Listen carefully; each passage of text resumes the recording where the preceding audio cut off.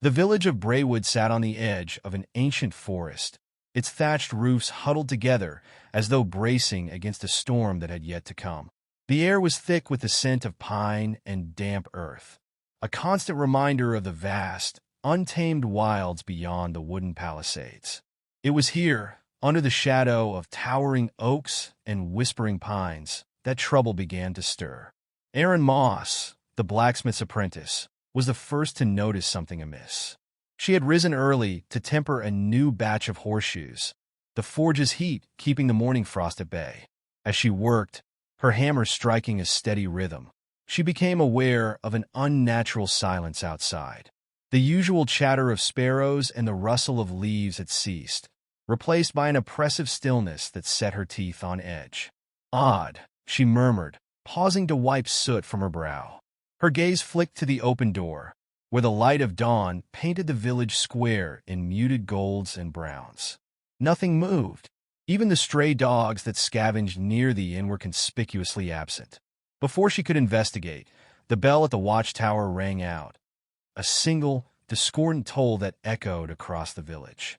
It was not the cheerful chime that marked the start of a festival day, nor the solemn peal for a funeral. It was a warning. Erin dropped her hammer and grabbed the heavy iron poker from beside the forge. She stepped into the square, her breath forming pale clouds in the chill air. Villagers emerged from their homes, clutching cloaks and blankets, their faces etched with confusion and fear. "What's happening?" an elderly woman whispered, clutching the arm of a younger man who looked equally bewildered.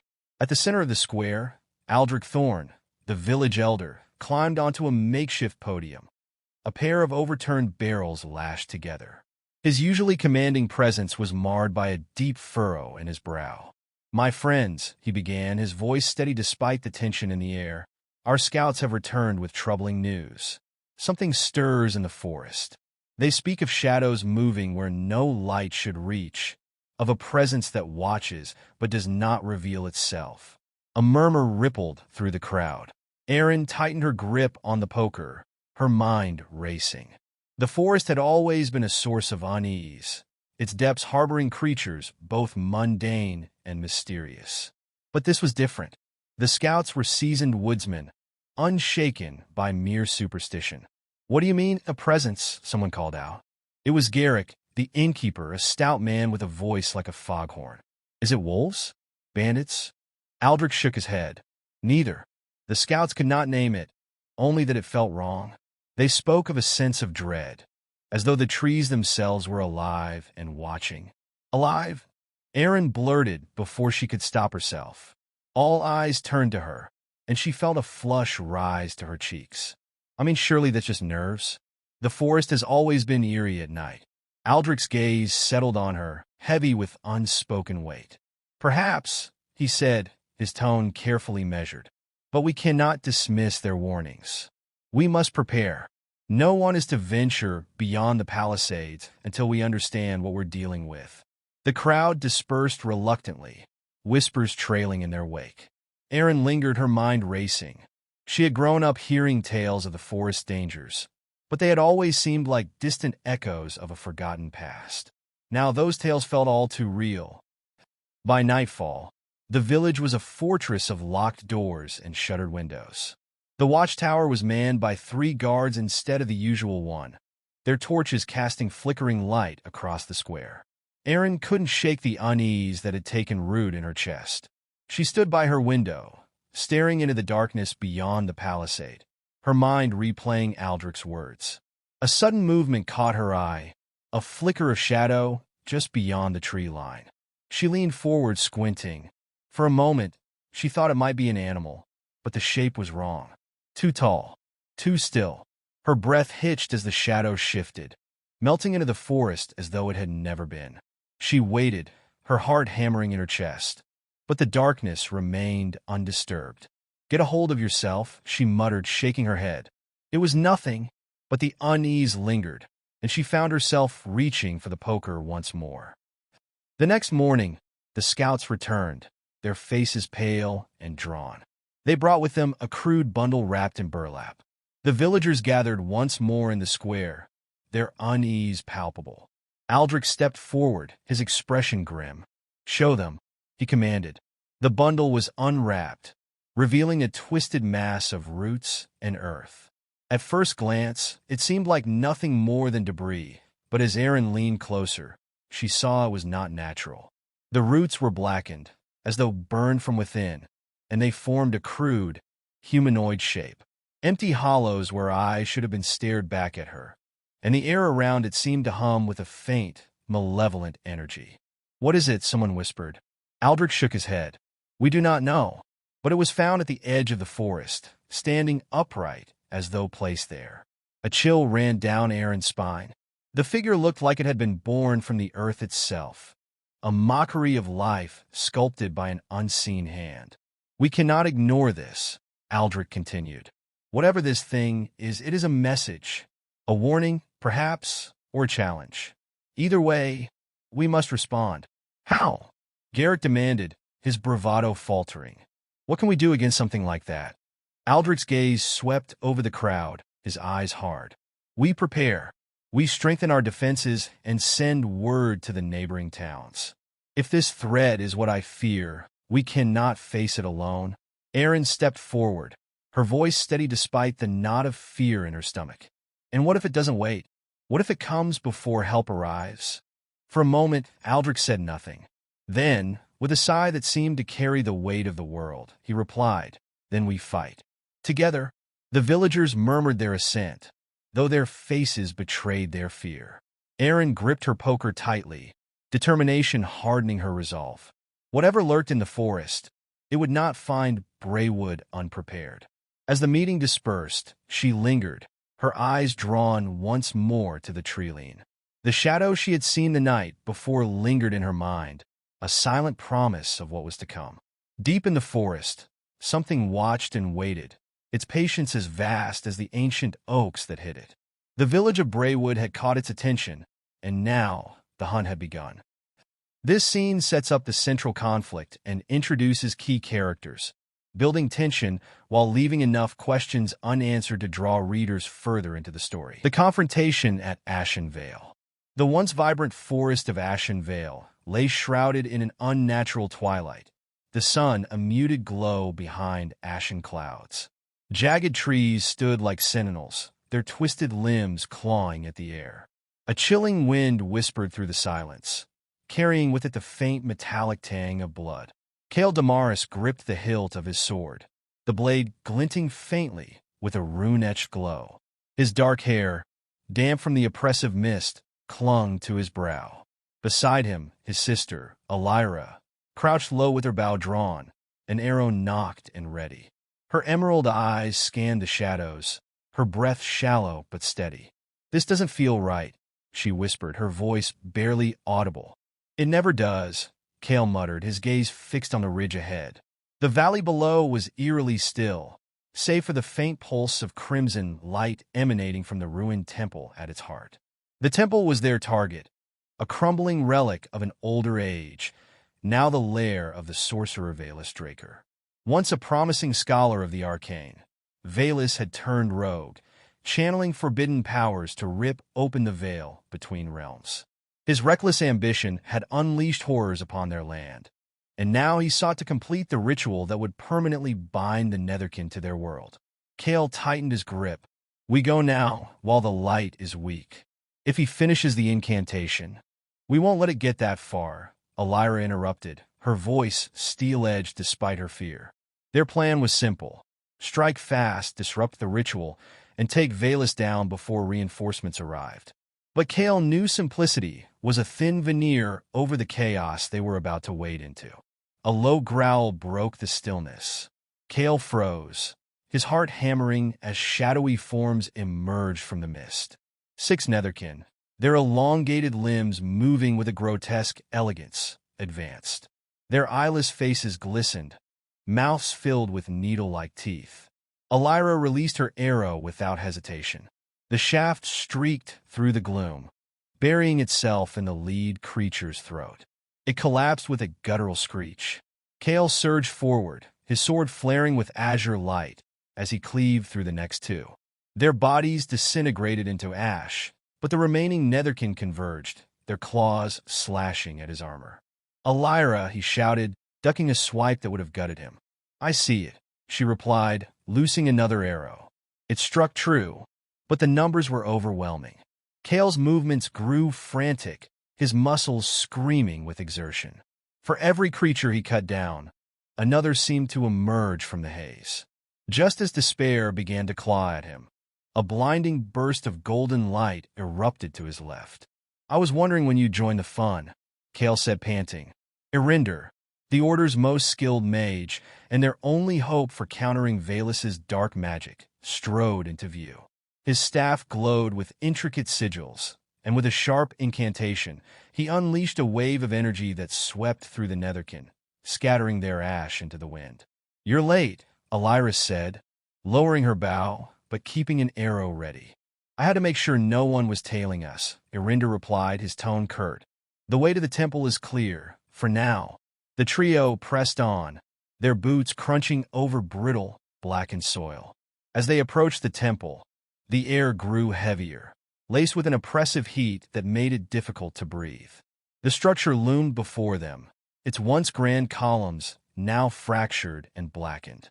A sigil of intertwining serpents burned crimson above the entrance.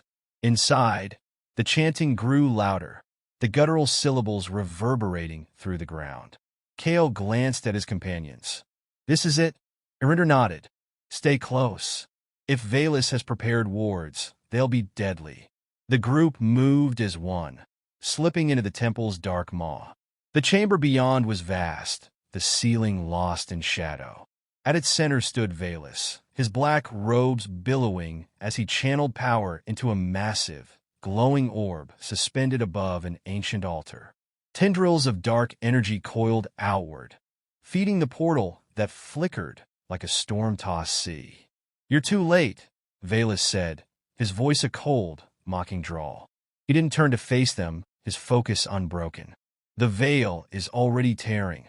Then we'll tear it closed," Kale said, stepping forward. Vaelus laughed, a hollow sound. "You cannot comprehend the forces at play. But I admire your audacity." With a flick of his hand, the room erupted into chaos. Bolts of dark magic streaked toward them, forcing Irinder to conjure a shimmering barrier. "Kale, go!" Irinder shouted, sweat beading on his brow as he held the shield. Kale sprinted forward, dodging tendrils of shadow that lashed at the ground. Elira followed, firing arrows in rapid succession to disrupt Vaelus's concentration. The sorcerer sneered, raising his hands.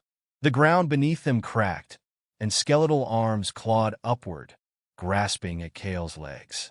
He hacked at them, his blade blazing with light, but they slowed his advance. Irinder gritted his teeth and muttered a sharp incantation. A surge of golden flames raced across the chamber, incinerating the skeletal hands and momentarily breaking Vaelus's focus. Seizing the opportunity, Kale lunged. His sword met Vaelus's staff in a clash of sparks and energy. The sorcerer snarled, his strength unnatural, and with a surge of power, flung Kale backward. "Fools!" Vaelus bellowed, his voice reverberating like thunder. "I am beyond your reach." But Elira was already moving, sliding beneath a wave of dark magic. She fired an arrow laced with Irinder's spell, a concentrated burst of energy designed to disrupt Vaelus's wards. It struck true, shattering the protective barrier around him. Kale rose, pain radiating through his body, and charged again. This time his blade bit deep into Vaelus's side. The sorcerer screamed, his form flickering like a broken projection. The portal above the altar began to destabilize, its edges fraying and collapsing inward. Vaelus staggered, blood seeping from his wound, but his eyes burned with defiance. "You think you've won?" he hissed. "The Netherkin are already here. This world will fall. With or without me." Kale hesitated, his blade poised for the killing blow. "Not while we still stand." Vaelus laughed, a gurgling, bitter sound. With his last breath, he whispered an incantation, and the temple began to quake. "Run!" Irinder shouted. The trio fled as the chamber crumbled around them. The portal imploded, sending a shockwave that hurled them into the dirt outside. When the dust settled, The temple was gone, replaced by a smoldering crater. Kale coughed, pulling himself to his feet. Is it over? Irinder surveyed the ruins, his face grim. For now. But Valus was right. The veil is weaker than ever. This isn't the end. It's the beginning. Elira looked to her brother, determination in her eyes. Then we'll be ready. The wind shifted, carrying away the remnants of ash and blood. For a moment, the forest was silent. But in the distance, a low growl echoed, a reminder that their fight was far from finished. The night air stank of ash and iron as Kale trudged through the remnants of the battlefield. Smoke curled up in pale ribbons from dying fires, casting eerie shadows over the motionless forms that dotted the plain. Each step was deliberate, his boots heavy with blood-soaked mud. His sword hung limp in his hand, its edge dulled from hours of relentless fighting. Kale, a voice rasped, sharp and urgent. He turned, spotting Reyna crouched beside a crumpled figure. Her copper hair, matted with grime, clung to her face, but her eyes burned bright with defiance. He crossed the short distance between them, kneeling as she pulled aside a tattered cloak to reveal the man beneath. General Torsen, their commander, wheezed shallow breaths, his chest rising and falling with uneven effort. The deep gash in his side pulsed darkly, his lifeblood seeping into the earth. "We can't leave him," Reyna said, her voice trembling yet firm. "We owe him that much." Kale grimaced, glancing around the battlefield. The enemy had been routed, but only barely, and their own forces were scattered, broken in both spirit and body. Their victory had come at a price that felt too steep to celebrate. "Can he even survive the trip back?" Kale asked, his tone harsher than intended. He wasn't heartless, but practicality had long since replaced sentiment. Reyna glared at him, a spark of anger lighting her features. "He will if we get him to the healers. Are you going to help me or not?" Kale hesitated, then nodded. Together, they lifted the general, his weight dragging on their already weary limbs. Torsen groaned, but said nothing, his eyes half closed as they began the grueling trek toward the remains of their camp. The journey was silent save for the labored breaths of the wounded and the occasional distant wail of the dying. Kale's mind churned, replaying the day's events. The ambush had been brutal, their forces outnumbered 2-1. Yet somehow, through sheer determination and Torsen's strategic brilliance, they had turned the tide. But at what cost? Most of their comrades lay dead or dying, and the enemy would surely regroup. This was no decisive victory, only a bloody reprieve. As they reached the edge of the camp, a frazzled healer rushed to meet them. She barked orders, directing Kale and Reyna to lay Torsen on a makeshift stretcher. The general groaned as the healer pressed a poultice to his wound, her hands steady despite the chaos around them. "You did well to bring him," the healer said without looking up. "But he'll need rest and proper care if he's to survive." Reyna nodded, her shoulders sagging with relief. Kale, however, couldn't shake the weight that clung to him. The battlefield was behind them, but the war wasn't over, not even close. Later that night, as the camp settled into an uneasy quiet, Kale sat alone near a smoldering fire. He turned the events of the day over in his mind, searching for meaning amid the carnage. Victory felt hollow when measured against the lives lost. He clenched his fists, anger flaring hot in his chest. Why had they been sent here? What was the point of this endless bloodshed? "You're brooding again," Reyna said, dropping onto the log beside him. Her tone was light, but her expression mirrored his own exhaustion. "Can you blame me?" Kale replied. "We won, but look around. Half the regiment is gone. Torsen might not make it. And for what? A strip of land?" Reyna was quiet for a moment, staring into the fire. "It's not about the land," she said finally. "It's about holding the line. If we didn't stop them here, they would have reached the villages. Families, Kale. Children." He sighed, scrubbing a hand over his face. "I know, but it doesn't make it easier." "It's not supposed to be easy," Reyna said, her voice softening. "But if we give up now, everything we've fought for, everything we've lost, it'll mean nothing." Kale looked at her, the firelight casting flickering shadows across her features. Reyna was the kind of person who carried hope like a shield, even in the darkest moments. He envied her for it, though he couldn't bring himself to share it. Before he could respond, a runner stumbled into the firelight, his face pale and streaked with sweat.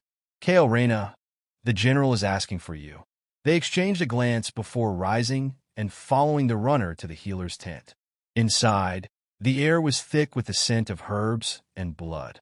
Torsen lay on a cot, his face drawn and ashen, but his eyes sharp. "You called for us, sir?" Kale asked, stepping closer. Torsen nodded weakly. "You both fought bravely today. I needed you to know that before." He trailed off, his gaze flickering to the healer, who shook her head slightly. Reyna knelt beside him, her voice steady despite the tears brimming in her eyes. "You're not going anywhere, General. We'll see to it." The faintest smile tugged at his lips. "Always the optimist, Reyna. But listen to me. The enemy will regroup. You need to hold the pass. If they break through, it's over." Kale swallowed hard, his chest tightening. "We'll hold it," he said, the words feeling like both a promise and a curse. Torsen's hand twitched, as if trying to reach for them, but then it fell still. The healer stepped forward, placing a gentle hand on his shoulder. "He needs rest now." Kale and Reyna stepped out of the tent, the cold night air biting at their skin. For a moment, neither of them spoke. The weight of Torsen's words hung heavy between them. "We'll hold it," Reyna said, her voice firm. "No matter what it takes." Kale looked at her, seeing the determination in her eyes, and felt a flicker of something he hadn't felt in a long time. Hope. It was fragile, like the dying embers of the fire they'd left behind, but it was enough. Tomorrow, they would face the enemy again. Tomorrow, they would fight for those who couldn't. And though victory would never come without cost, they would ensure the sacrifices weren't in vain.